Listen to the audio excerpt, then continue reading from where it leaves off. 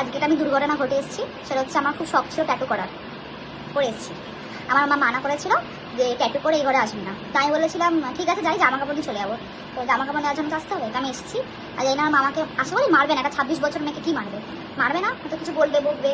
আর এটা হলো কামব্যাকের জন্য ট্যাটু করা উচিত। এটা মোটিভেশন পাবো আমি, এই জন্য আমি করেছি।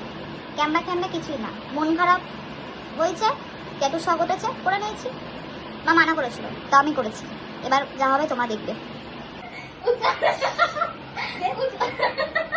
উচ্চারণ করে কি লিখেছ দেখো। আমার দেখো তো, I suffer, I learn, I change.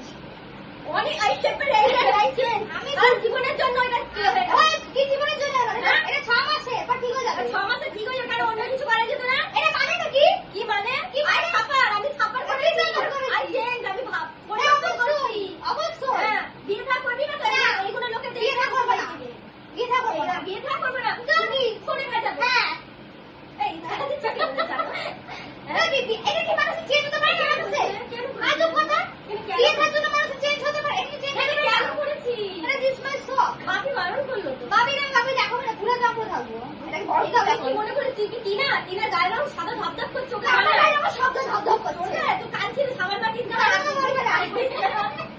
এত গায়ের রং ধরে দেও না, এখন মনে আছে উল্টো কথা বলছে। এ খুলতে হবে, এটা খুলে বড় দিতে বলেছে। এটা মরম তো দাও, এটা খুব সুন্দর জিনিস, তুমি বোঝো না কেন?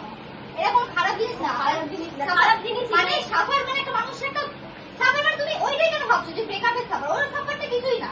সাফার মানে আমি শুধু এই সাফার যুদ্ধ করে এসেছি, ওটা থেকে আমি শিখেছি, নিজেকে পরিবর্তন করছি। ও কি পরিবর্তন করছে? না একটু বড় লোক, বিশাল বড় আম্বানি হয়ে যাবো। একটা পরিবর্তন, ওটা আমার মোটিভেশন। আম্বানি ছোট ভাই, মোটিভেশন। হ্যাঁ, যে ছোটবেলায় খানা ভাত খেতে, এখন তুই মন দিয়ে ভাতটা সেটা ভুলে গেছিস। ওটাই তোর সাফার, ভাতটা সাফার। এখন সবজি ভাত খাচ্ছি, ওটা হচ্ছে আমার হ্যাঁ হ্যাঁ। আর আমার গলা খুব ব্যথা, মাথা খুব যন্ত্রণা হচ্ছে আমার। ফ্রিজে কি বরফ আছে না? নেই বরফ? একটু বরফ লাগবে। এখানে আবার ঠান্ডা কিন্তু দিতে হবে একটা, বোঝার চেষ্টা করো।